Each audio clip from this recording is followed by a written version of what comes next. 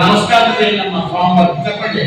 వరస శిరస దృశ్య మనస వచస తద అజ్ఞాం కరాభ్యాం కర్ణాభ్యాం ననామః అష్టాంగం ఉచ్యతే అపరాధ సహస్రాణి క్రియంతే అహర్నిశం మయా దాసోహం విమితిమా మత్వా క్షమస్వ పరమేశ్వర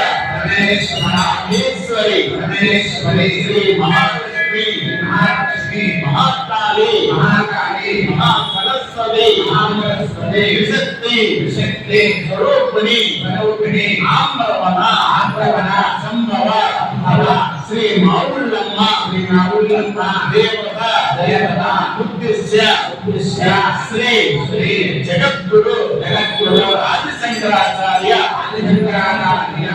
నమః సాష్టాంగ నమస్కారం సమర్పయామి. ఒక్కసారిగా మన జగజ్జన అమ్మవారికి తర్వాత ఆది శంకరాచార్య వారికి నమస్కారం చేసి ఈ గ్రూప్లో మీరు కూర్చోదాం. అందరూ కూడా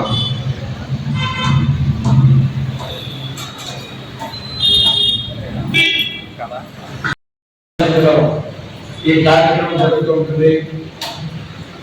దానిలో భాగంగా ఈ రోజున స్వామివారి పుట్టిన సందర్భంగా అందరూ కూడా ఈ రోజున సేవలో మనందరూ కూడా పాల్గొనడం జరిగింది.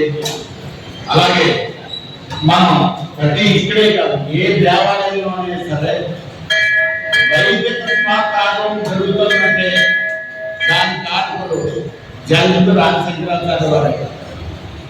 ఆయన ప్రసాదించిన విషయం మనందరికీ కూడా ఈ రోజున మన వైదిక కార్యక్రమాలకి అలాగే చంద్రు హోమాలకి కళ్యాణానికి అన్ని కూడా అలాగే ప్రతిభావంలో సంకేతం కూడా చేస్తుంది కూడా ఆయన. అలాగే ప్రతి కార్యక్రమంలో కూడా ఆయన ఆశీస్సులు అనుగ్రహంతోనే మన కార్యక్రమం జరుగుతున్నాయి. అలాగే మన అమ్మవారి సన్నిధిలో జరిగే ప్రతి పూజా కార్యక్రమం వైదిక స్మార్ట్ కార్యక్రమంలో కూడా జగద్గురు ప్రతినిధులు కూడా ఆయన గురించి చెప్పుకోవాలంటే ఏదో మన శాంతిగా అలాగా మన ఎన్ని సంవత్సరాలు బతిగా ఉంటారు. ఆయన తక్కువ సంవత్సరాలు అంటే 32 సంవత్సరాలు ఆయన జీవించుంటారు. కానీ ఆయన తక్కువ కాలంలోనే అని ఎక్కువ కాలం సాధించిన వ్యక్తి మన ఆది శంకరాచార్య వారు. ఆయన ఎప్పుడు కూడా మనం స్మరించుకుంటూ ఉండాలి. ఆయన జీవితంలో కొన్ని విషయాలు మాత్రం మనం జరుగుతుంది కాబట్టి కొన్ని ముఖ్యంగా ఒక సన్నివేశాలు మనం ఈ రోజు మనం ప్రస్తావించుకోవడం. ఆయన చిత్రపటం అంటే ఆయన సన్నిధిలోనే మనం ఆ యొక్క విషయాలను స్మరించుకోవడం మనం భావించండి. శ్రీ ఆది శంకరాచార్య స్వామి వారు కేరళ రాష్ట్రంలో కాళాడి అనే గ్రామంలో సాక్షాత్ శ్రీ మన్నేశ్వర అవతార స్వరూపుడుగా శివకుడు ఆర్యమ్మ అనే దంపతులకు జన్మించారు. వారు అతి చిన్న వయసులోనే అనగా 5వ సంవత్సరంలోనే సన్యాసాశ్రమాలు స్వీకరించిన కేవలం 32 సంవత్సరాలు మాత్రమే జీవించున్నారు. అలాగే జీవించిన పుట్టికాలంలోనే కాశ్మీర్ నుండి కన్యాకుమారి వరకు కూడా కాళీనగరం ప్రయాణించారు. విమానాలు వెళ్ళదని కాళీనగరం కాశ్మీర్ నుంచి కన్యాకుమారి వరకు కూడా ఆయన ప్రయాణించి ఎన్నో క్షేత్రాలకి అత్యంత శక్తివంతమైన శ్రీచక్రమును మొదలైన యంత్రం ప్రతిష్ఠించి తిరిగి పూర్వవేదాన్ని తీసుకొచ్చారు. అలాగే అప్పట్లో చదివేస్తున్న పాషాణ మతాలన్నింటినీ కూడా ఖండించారు. ఈ సందర్భంగా మనం ఒక విషయం అనుకోవాలి. మన తాత ముఖాలు కూడా చాలా గొప్పవారు. ఈ సందర్భంలో మనం వాటిని జ్ఞాపించుకోవాలి. అప్పుడు మొఘల దగ్గర నుంచి బ్రిటిష్ వారి దగ్గర నుంచి కూడా మత మార్పులు జరుగుతుండేవారు ఎక్కువగా. కానీ మన ముఖాలు చాలా గొప్పవారు. వారు ఎవరు కూడా మతం మారలేదు. కాబట్టి ఈ రోజున మనం ఇటువంటి ఆనందాన్ని పొందుతున్నాం. అమ్మవారి సన్నిధిలో మన అందరూ కూడా ఈ రోజున మనం కూర్చుని ఈ విషయాలు మాట్లాడుతున్నాం. కారణం మన ముఖాలు చాలా గొప్ప. ఈ భారతదేశంలో జీవించున్న అందరం కూడా హిందువులే. వాళ్ళ ముఖాలు తిరిగివాడు కాబట్టి మన ముఖాలు తల్లి తీసేసినా చర్మం తీసేసినా కూడా మతం మారలేదు. వారు మొత్తాలు దిగువారు మొత్తాలు మారిపోయారు. ఇప్పుడు ఇవి పుట్టుమిట కొట్టుకుంటారు. కానీ మన ముత్తాలు గొప్పవారు కాబట్టి ఈ క్షణాన్ని మన ముత్తాలను తలుచుకోవడం మన వచ్చే ఒక అదృష్టంగా భావించిన అందరూ కూడా అందులో ఈ రోజు ఇలా ఉన్న అందరూ కూడా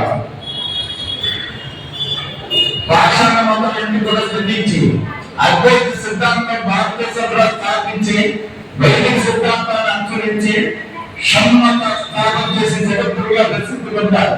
షణ్మతులు అనగా శైవం, వైష్ణవం, శాంతేయం, గణాపత్యం, సౌరం, కోమారం, వైదిక విధానాన్ని ఉద్యమం, బృహదేవతార్చంతి ఈ 6 దేవతలు కూడా పంచాయతంగా ఏర్పరిచి వాటి అత్యంతో వైదిక లోకంలో గురించేవారు అనుగ్రహించారు.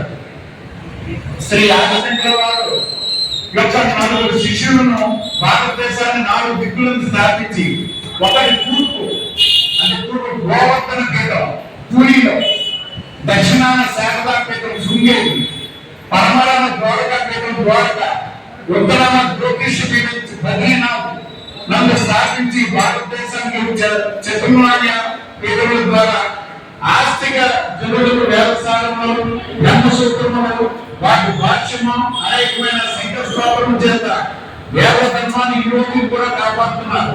అలాగే మన ఆలయంలో జరుగుతున్న వైదిక స్మార్ట్ ఆట విధానం కూడా శంకరుచే నిర్దేశించిన మార్గం లేదు.